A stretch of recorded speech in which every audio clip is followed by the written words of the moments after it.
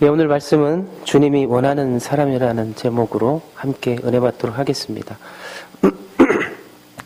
제가 얼굴이 좀 까매졌죠? 왜 까매졌냐고 이렇게 질문하시길래 저를 아시는 분은 아실 겁니다. 예, 일주일 동안 이렇게 텃밭사역을 이렇게 했는데, 예, 이 농사 짓는 분들이 참 힘들다는 걸 다시 한번 느꼈어요. 제가 어렸을 때 이렇게 농사를 많이 지어봤는데, 이렇게 세월이 흘러서 이렇게 다시 조그만 맛을 일구려고 하는데도 이게 너무 힘들더라고요. 그래서 이 하나의 알곡이 씨앗에 뿌려져서 이게 거둘 때까지는 너무나 많은 손이 가겠구나. 그래서 비전스쿨 아이들한테 엊그저께 가서 이렇게 심어놨는데 아이들이 너무 좋아하는 거예요. 풀 매는 것조차도 좋아하고, 그리고 내가 심어서 이게 시간이 흐르면은 따먹을 거라고 생각하니까 더 기쁜가 봐요. 그런데 그 열매가 따먹을지 안 따먹을지 모르겠어요. 관리를 잘 해줘야 되는데, 예, 이제 제가 이제 계속 한 이틀에 한 번씩 가서 물을 줘야 될 것 같습니다. 아무튼, 이렇게 혹시나 주일날이나 이렇게 토마토가 올라오면은 그 텃밭에서 나온 거라고 생각해 주십시오. 아무튼, 열매는 소중한 것 같습니다. 오늘 말씀도 12제자에 대해서 나눌 건데, 예수님께서 제자를 세우셨을 때 쉽게 세우신 건 아닌 것 같아요. 성경을 많이 읽고 여러 가지를 이렇게 묵상을 하는 과정 속에서도 한 사람을 세운다는 것, 참 그게 너무나 힘든 것 같습니다. 저희 하늘빛 우리교회도 처음에 개척하면서 가장 중요시 여겼던 것이 제자들을 세우는 일이라고 저는 그렇게 알고 있거든요. 지금도 제자 훈련 받고 계시는 성도님들 계신데, 정말로 교회에서 가장 중요한 것은 한 명의 제자를 세우는 것이 가장 중요하다고 생각합니다. 말씀으로 세워지고, 또 그리고 하나님의 은혜로 세워지고, 그리고 기도로 세워지는 여러분 되시길 간절히 소망합니다. 네. 예수님의 12제자의 자질과 능력을 검토해 보기 위해서요, 경영 컨설팅 전문회사에 의뢰를 했습니다. 얼마 후에 제자들에 대한 평가가 이렇게 나왔다고 하네요. 나사렛 예수 귀하. 귀하가 의뢰한 12명의 이력서를 검토하고 심리 테스트와 적성 검사를 한 결과 다음과 같습니다. 그들은 귀하가 새롭게 기획하는 공동체의 간부로서 자격 미달입니다. 한 명을 제외하고는 학력이 너무 낮고요, 경험도 부족합니다. 그들은 단체 관념도 없고 협력 정신이 부족해서 경영 관리자로서는 적합하지 않습니다. 예를 들어 시몬 베드로는 정서적으로 불안정하고 성격이 너무 과격합니다. 안드레는 한마디로 무능력자로서 남을 지도할 사람이 되지 못합니다. 또 세베대의 아들 야고보와 요한 형제는 공동체 이익을 제쳐놓고 개인의 이익을 추구할 확률이 너무나 많이 있습니다. 마태는 자기 이익을 위해서는 어떤 일을 하는지 도무지 예측할 수가 없습니다. 알페의 아들 야고보와 다데오와 가나안인 시몬은 사회혁명을 노리는 과격한 불온 사상에 깊이 감염되어 있습니다. 귀하가 추천한 12명 중 긍정적인 사람이 한 사람 있다고 한다면 이 사람은 바로 가룟 유다입니다. 그는 능력이 많고요, 사회 지식도 풍부합니다. 예민한 실업인의 감각과 판단력도 가지고 있습니다. 사교성이 있어서 권력 상부층과도 잘 접촉할 수 있는 인물입니다. 강한 용기도 있고 의욕도 가득 차 있습니다. 따라서 본 경영 컨설팅 전문회사는 가룟 유다 한 명을 제외하고는 나머지 모두는 불합격자임을 통보하는 바입니다. 예. 어떻습니까, 여러분? 이 결과에 대해서 어떻게 생각하고 계시나요? 능력이 많았던 이 가룟 유다, 모든 것을 잘 파악하고 있었다고 생각되는 가룟 유다, 그는 예수님의 제자의 길에 결정적인 실패를 가게 됐습니다. 그는 하나님 나라 운동에 결코 참여할 수 없었던 사람이었습니다. 그러나 인간적으로 능력이 모자랐던 사람들, 별거 아니라고 세속적으로 가치관에 의해서 평가되었던 사람들, 세상의 인본주의 생각에 의해서 저 사람은 별거 아니야, 저 사람들이 어떻게 예수님의 제자가 될 수 있어? 저 사람들이 우리를 어떻게 구원해? 배우지도 못하고 화식도 부족한 사람들, 저 사람들은 우리하고 대화할 가치도 없는 사람들이야. 그렇게 이야기했던 그런 사람들, 그러한 사람들이 이 교회의 초석을 세워놓는 사람들이 아니겠습니까? 그들이 하나님 나라의 운동에 참여하면서 복음의 역사가 세상을 변화시키는 역사가 일어났다는 사실입니다. 그렇다고 하면 예수님이 사람을 선택하는 사람의 기준은 도대체 무엇이었을까요? 예수님은 사람 속에 담겨져 있는 영적인 씨앗을 보고 계셨다는 거예요. 많은 사람들은 아무것도 아니다, 그 사람 별거 아니다라고 하는 사람들 속에서 가능성과 잠재력을 예수님께서는 보고 계셨다는 것이죠. 저는 오늘 이러한 의문점을 가지고 말씀을 나누고자 합니다. 우리 말고 저 말고 세상에는 너무나 많은 사람들이 같이 공존하고 있죠. 옆을 봐도 똑같은 사람, 여기도 똑같은 사람, 마트에 갈려 치면은 토요일날 가면은 딱딱 부닥치는 게 다 사람입니다. 또 명동이나 번화가 쪽에 한번 가보십시오. 아이 잃어버리지 않을 역사를 꼭 잡고 가는 그런 모습들을 많이 볼 수가 있죠. 사람들은 너무나 많은 사람들과 같이 어울려 살 수밖에 없는 것이라는 겁니다.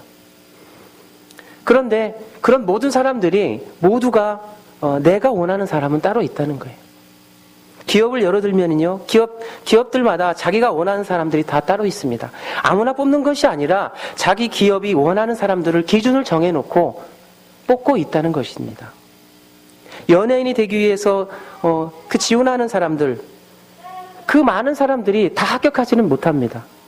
저는 우연히 케바스타를 이렇게 보게 되었는데요, 이렇게 3명의 아주 커다란 기업체가 나와서 나이 먹은 사람들도 뽑는 것도 아니고 거의 중고등학생들 위주로 이렇게 뽑고 있는데, 그 아이들이 그 자리에 나와서 무수히 많은 눈물과 이렇게 그러니까 어려움을 당하는 것을 보고, 아, 이게 노래를 조금 잘한다고 해서 이 사람들이 뛰어난 거고, 못한다고 해서 너무 아픔을 당하면 이거는 맞는 것인가 과연? 라고 저는 생각했습니다.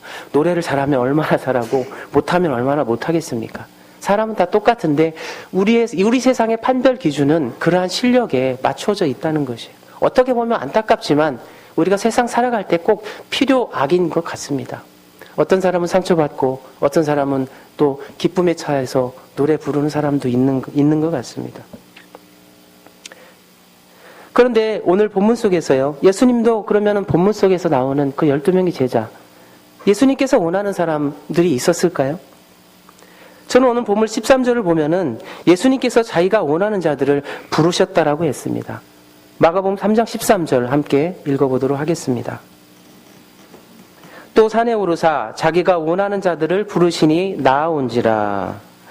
우리가 잘 알고 있듯이요, 예수님 주변에는 많은 사람들이 모여 있습니다. 때로는 수천 명씩 모여들어서 예수님을 따르고 예수님의 이야기를 듣고 했던 그런 사람들이에요. 그렇지만 그 중에서 예수님이 원하는 사람들은 분명히 있었다는 것입니다. 오늘 본문을 보면 주님께서 원하는 사람들을 부르셨는데 그 명단을 보니까 12명이었습니다. 수천 명의 사람들 중에서 12명을 뽑으신 것입니다. 저는 이 말씀을 묵상하면서요, 이런 생각이 들었습니다. 주님이 무슨 목적으로 12명을 뽑으셨을까? 사랑하는 성도 여러분, 사람을 뽑을 때는 분명한 이유가 있는 것이 아니겠습니까? 특별히 그 12명을 뽑을 때는 정말 심사숙고해서 뽑았을 것이기 때문입니다. 우리가 예수님이 12명을 뽑은 이유를 생각해 보지 않을 수 없는 이유는 예수님이 12명을 뽑을 때 보통 고민하면서 뽑으신 것이 아니기 때문입니다. 주님이 12명을 얼마나 신중하게 뽑으셨는지 누가복음 6장 12절 13절은 이렇게 소개합니다. 이때 예수께서 기도하시러 산으로 가사 밤이 새도록 하나님께 기도하고 밝음에 그 제자들을 부르사 그 중에서 12를 택하여 사도라 칭하셨으니, 예수님은 12명을 뽑기 전에 산에 가셔서 밤새도록 기도하셨다라고 말씀하고 있습니다. 예수님이 특별한 목적을 가지시면서요, 밤에 산에 가서 기도한 적이 성경에는 딱 2번이 나옵니다. 첫 번째는 어떤 때입니까? 십자가 지시기 바로 전날 겟세마네 언덕에서 하나님, 인간의 마음이 얻은 하나님 저를 살려주십시오라고 땀방울이 핏방울이 되도록 그 겟세마네 동산에서 기도하셨던 그런 주님, 십자가의 고통을 알고 계셨기 때문에 사람의 마음으로서 참기 어려운 것을 알기 때문에, 그렇지만 아버지의 뜻이라면 그대로 하시옵소서라고 기도했던 그 주님, 두 번째 기도는 바로 이 제자들을 위해서 밤새도록 기도하셨다는 겁니다. 제자 12명의 선택을 앞두고 그 얼마나 중요한 일이었으면 밤을 새면서 기도하며 결정을 했겠습니까? 그만큼 12제자를 뽑는 일이 주님에게는 아주 중요한 일이었던 것입니다. 잘 세워가는 교회를 보면은요, 정말 제자 훈련이 잘 되고 있는 것을 저는 많이 볼 수가 있었습니다. 튼실해 가고 정말 교회가 건강한 교회들은 정말 제자 교육을 잘 받아서 말씀과 기도와 또 하나님께 의존하고 하나님께 헌신하는 그 마음들이 제자 훈련을 통해서 하나씩 조금씩 세워가는 모습을 많이 볼 수가 있었습니다. 그 하나님의 은혜가 2년 전부터 우리 하늘빛 누리교회 제자 훈련으로 이렇게 잘 양육되어져서 지금 2년 후에 이렇게 성장할 수 있는 하나님의 은혜가 넘치는 교회로 지금 되어 있는 것 바라볼 때 너무나 감사하지 않을 수 없습니다.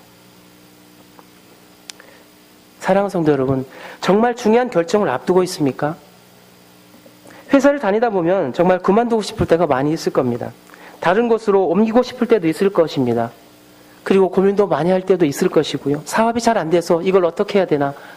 내가 인간의 마음으로 이렇게 하려고 하니까 안 되는구나. 내가 아무리 최선을 다해도 힘들구나. 고민도 많이 하고요. 또 잠도 안 올 때가 많이 있을 것입니다. 그럴 때 어떻게 해야 됩니까? 우리는 하나님 앞에 기도하는 일입니다. 그 일이 중요한 일이라면 더 기도해야 됩니다. 그리고 정말 중요한 일이라면 밤을 새워서 가면서까지 기도해야 된다는 사실이에요. 어떻게 해야 좋을지 하나님께 물어보고 또 물어보고 하나님의 음성을 들어보고 또 들어보는 일입니다. 그러면 실수가 없다는 것입니다. 저도 지금 인생을 오래 산 것은 아니지만 지금까지 인생을 살아오면서 정말 중요한 결정을 내릴 때는 그렇게 하나님께 밤을 새워 기도한 적이 있습니다. 어느 목사님으로부터 사역에게를 가도록 권면을 받고 이것이 나의 현실 때문에 사역을 하려고 하는 것인지 아니면 정말로 하나님께서 저를 부르셔서 소명을 주시는 것인지 저에게는 너무나 중요한 과제였습니다.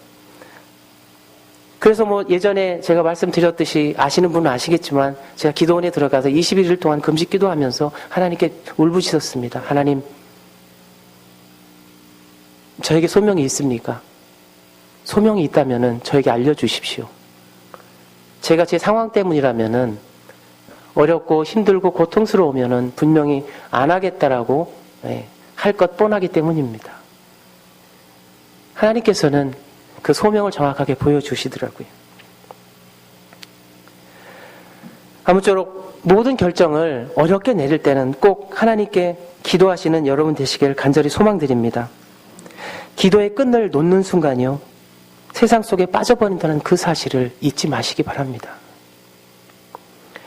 주님의 제자들을 뽑기 위해서 밤을 새면서까지 기도한 이유는 제자들의 역할이 너무나 중요했기 때문입니다. 너무나 중요한 일을 맡기셨기 때문입니다. 여러분, 주님이 비전이 무엇인지 아십니까? 그것은 바로 세계 경영이었습니다. 단지 이스라엘 땅에서 뭔가를 이루려고 한 것이 아니고 전 세계를 대상으로 큰 일을 도모하시려고 계획을 가지고 있었던 것입니다. 오늘날 이 시대에서 세계 경영을 하는 기업들이 많이 있죠. 우리나라만 해도 글로벌 기업들이 많이 있습니다. 이런 기업들은 국내 경영만을 목표로 하고 있지 않습니다. 전 세계를 대상으로 경영을 합니다. 그러다 보니 직원을 뽑을 때 쉽게 뽑지 않고 유능한 사람을 뽑으려고 노력하고 있습니다. 세계 경영에 어울리는 자격을 갖춘 사람을 뽑으려고 하고 있다는 것입니다. 언어의 능력도 보고요, 리더십, 도전정신, 창의성, 융화력, 적응력, 협동심, 그 모든 것들이 아우러져서 아주 훌륭한 인재를 뽑기 위해서 각 기업들이 선발을 하고 있다는 것입니다. 예수님도 마찬가지였습니다. 예수님의 비전은 세계 경영인데 세상적인 일로 세계 경영하는 것이 아니라 영적으로 세계를 경영하는 것입니다. 영적으로 세계에 영향을 주는 일을 하려는 것이었다는 것이에요. 저는 이 말씀을 보면서 오늘 주님의 어록 몇 가지를 소개하고자 합니다. PPT 넘겨주세요. 마가복음 16장 15절 같이 한번 쭉 읽어보겠습니다. 시작. 또 가라사대 너희는 온 천하에 다니며 만민에게 복음을 전파하라. 이 천국 복음이 모든 민족에게 증거되기 위하여 온 세상에 전파되리니 그제야 오리라. 예수께서 나와 말씀하여 이르시되 하늘과 땅의 모든 권세를 내게 주셨으니 그러므로 너희는 가서 모든 민족으로 제자로 삼아 아버지와 아들과 성령의 이름으로 세례를 베풀고 내가 너희에게 분부한 모든 것을 가르쳐 지키게 할지라. 볼지어다 내가 세상 끝까지 너희와 항상 함께 있으리라 하시니라. 오직 성령이 너희에게 임하시면 너희가 권능을 받고 예루살렘과 온 유대와 사마리아와 땅끝까지 이르러 내 증인이 되리라 하시니라. 아멘. 이런 말씀들을 오늘 종합해 보면은요, 주님의 마음엔 무엇이 있습니까? 온 세상, 온 천하가 있다는 것입니다. 주님의 비전은 온 천하의 세상 끝까지 복음이 증거되고 그들이 구원을 받도록 하는 것입니다. 요즘식으로 말하면 주님의 비전은 세계 경영인 것입니다. 세계를 대상으로 일을 하는 것이었습니다. 그러니 주님이 아무 사람이나 뽑을 수 있는 것이 아니지 않습니까? 세계를 맡아야 할 사람인데 쉽게 뽑을 수가 있겠습니까? 신중을 기해야 하고 정말 주님이 원하는 사람을 뽑아야 하는 것입니다. 그래서 뽑힌 사람이 바로 12명의 제자들입니다. 그런데 저는 주님이 그토록 중요한 일을 위해서 그토록 신중하게 뽑으신 사람들의 명단을 보면서 이상한 마음이 들었습니다. 왜일까요? 나 같으면 이런 사람들을 절대 뽑지 않을 것이기 때문입니다. 여러분, 제가 만약 세계 경영을 꿈꾼다면요, 이런 사람들을 절대 뽑지 않겠습니다. 왜인 줄 아세요? 여기에 등장하는 12명의 사람들의 면면을 살펴보면 어떤 사람들입니까? 첫 번째 베드로입니다. 한번 살펴보시기 바랍니다. 이 사람은 우리가 잘 알다시피 12제자 중에 리더입니다. 그런데 가장 리더라고 하는 사람을 살펴보세요. 출신이 갈릴리 출신이고요. 그 당시 갈릴리는 이스라엘의 가장 낙후된 지역이고 가장 하류축 사람들, 가장 평범한 사람들이 사는 지역입니다. 그리고 베드로는 직업이 어부였다는 것이죠. 별로 배운 것도 없습니다. 그래서 사도행전을 보면 제자들을 보면서 사람들이 이렇게 평가절하하는 모습을 볼 수가 있습니다. 사도행전 4장 13절 말씀입니다. 같이 읽겠습니다. 저희가 베드로와 요한이 기탄 없이 말함을 보고 그 본래 학문 없는 범인으로 알았다가 이상히 여기며 또 그 전에 예수와 함께 있던 줄로 알고, 쉽게 말하면 별로 배운 것이 없는 사람들이라는 것이에요.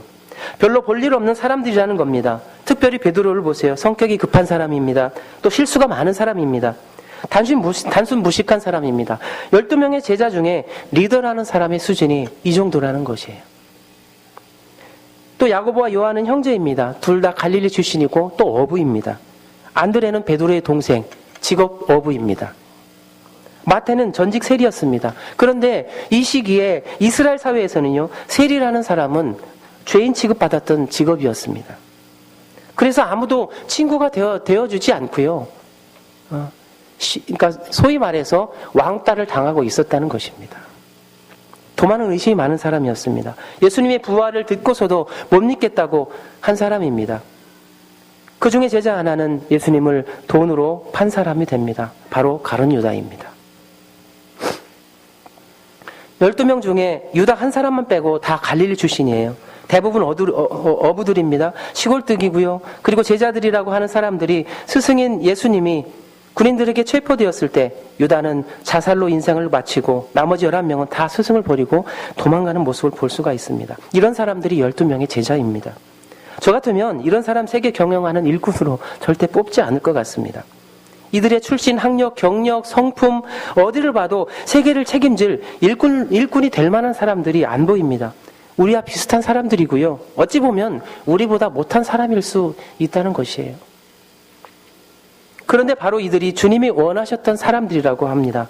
저는 이 말씀을 묵상하면서 마음이 울컥한 것이 있었습니다. 왜요? 주님이 잘난 사람, 똑똑한 사람을 뽑지 않고 너무나 평범한 사람을 예수님의 12명의 제자로 뽑으셨다는 사실입니다. 그래서 저는 이런 생각이 들었습니다. 이런 사람들도 주님 앞에 뽑혔다면 나 같은 사람에게도 희망이 있겠구나. 주님이 이런 평범한 사람을 선택했다면 나 같은 사람도 귀하게 쓰임받을 수 있겠구나.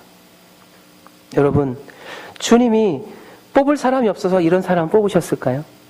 주님이 다 생각이 있어서 뽑으신 겁니다. 중요한 것은 무엇입니까? 이들은 주님이 부르셨을 때 순종하였다는 것입니다. 그리고 이들은 모두 변화되었다는 것입니다. 그래서 세상을 변화시키는 사람들이 되었다는 것입니다. 바로 이것이 중요한 것이에요. 인본주의 사상, 인간적인 마음으로 보면은요, 저 오늘 본문을 묵상하면서 참 아이러니한 부분이 발견되었습니다. 만약 우리들의 생각으로 보면은요, 예수님이 생전에 계셨을 때 12명의 제자들을 보고 아, 예수님은 12명의 제자를 잘 뽑았습니다라고 할 수 있는 사람이 있었을까요? 그 도망가는 12명의 한 명은 예수를 팔고요. 11명은 예수를 마지막 게 도망가 버렸어요. 어떤 사람이 예수님 제자를 너무나 잘 뽑았습니다. 그 당시에 누가 할 사람이 누가 있겠어요? 어느 누가 보더라도요. 제가 보더라도 예수님이 십자가에 돌아가시기 전에 그 제자들의 모습을 보면은요. 너무나 형편없는 사람들이었습니다. 3년 6개월 동안 예수님과 동고동락하면서 먹고 자고 그 많은 시간을 보냈음에도 불구하고 그리고 죽은 자를 살리시고 앉은 뱅이를 일으키시고 귀신을 쫓아내고 엄청난 역사와 능력을 보셨음에도 불구하고 봤음에도 불구하고 예수님이 힘없이 잡혀가는 예수님을 보고 나서 그 제자들의 마지막 결정은 어디였습니까? 도망가는 일이었어요. 그 모습을 본 주위에 있던 사람들이 그것 봐 라고 아마 손가락질 했을지도 모르겠습니다. 그렇지만요. 저는 십자가 사건 이후의 제자들을 보면은 180도 달라지는 모습을 볼 수가 있어요. 사도행전에 이르러서 마가의 다락방에서 성령을 받고 난 뒤의 제자들 모습과 받고 났기 전에 제자들의 모습은 너무나 많이 차이가 나고 있습니다. 인간적으로 생각했던 마음보다는 예수님의 마음이 우선이었고요. 나의 이익보다는 하나님의 복음을 증거하는 예수님의 복음을 증거하는 것이 우선이었던 이 제자들의 모습을 볼 때 예수님께서는 그 이후에 이들의 마음까지도 벌써 다 계산하고 알고 계셨다는 거예요. 저희가 제자로 세움받을 때 그리고 목사님 설교를 들을 때 여러 가지 권면을 들을 때 그것이 인간의 마음 사람의 마음이라고 듣지 마시고 하나님의 음성이라고 또 순종하는 여러분 되시길 소망합니다. 그것이 하나님의 뜻이고요. 그것이 제자로서 가야 할 길인 줄 믿습니다. 그래서 늘상 기도하고요. 분별할 수 있는 영을 달라고 하나님께 또 기도하시는 여러분 되시길 소망합니다. 우리 주님에게는 사람에 대한 아주 특별한 재능이 있었던 것 같아요. 첫째는요, 금방 제가 말씀드린 것처럼 사람을 보는 아주 탁월한 안목을 가지고 계셨다는 겁니다. 우리가 볼 수 없는 그 사람의 재능, 잠재력을 보는 안목, 주님은 가지고 계셨다는 겁니다. 지금 당장 보는 것이 아니고 앞으로 내가 십자가에 죽고 부활하고 그 난 다음에 계속적인 사도행전 그 역사가 쓰여지는 그 시간도 예수님께서는 벌써 다 보고 계셨다는 겁니다.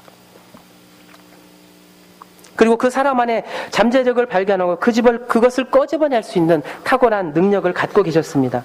그래서 단순하고 성격 급한 베드로를 보실 때 주님은 이 사람이 교회를 세우는 반석 같은 일꾼이 될 줄 아시고 그를 제자로 부르시면서 반석이라는 뜻의 베드로의 별명을 붙여주신 것입니다. 다른 사람들이 못 보는 그 사람의 잠재력을 보고 능력이 갖고 있는 것을 보고 발견하고 그 사람에게 권면했다는 것입니다. 둘째는 주님은 평범한 사람을 비범한 사람으로 만드는 탁월한 재능을 갖고 계신 것 같습니다. 그래서 어떤 사람이든지 예수님을 만나면 변화가 됩니다. 평범한 사람이 탁월한 사람으로 그리고 훌륭한 사람으로 변화가 됩니다. 여러분, 이게 진짜 리더 아닙니까? 똑똑하고 잘난 사람들은 더 이상 손댈 데가 없습니다. 또 그런 엘리트만 모여있다고 하면은 일은 다 잘할 수 있겠지요. 그런데 문제는 세상에는 그런 탁월한 엘리트들이 그리 많지 않다는 것입니다. 여러분, 이 세상에 수많은 사람들이 있지만 탁월한 사람들은 상위 10%도 안 될 겁니다. 아마 5%도 채 안 될 수도 있습니다. 나머지 90%는요, 그저 평범한 사람들입니다. 만약 세상의 상위 10% 이내의 사람들만 가득 차서 돌아간다면요, 여기 있는 저와 여러분들은 모두 세상의 낙오자들이 아니겠습니까? 다 이류 삼류들일 것입니다. 예수님의 제자들도 그 당시의 사람들 중에서 상위 50% 안에도 들기 어려운 사람들이었을 겁니다. 그런데 주님은 그렇게 부족한 사람들을 선택하셔서 비범하고 순종하는 사람들로 만들으셨습니다. 그게 바로 진정한 하나님의 섬김의, 주님의 섬김의 리더십인 줄 믿습니다.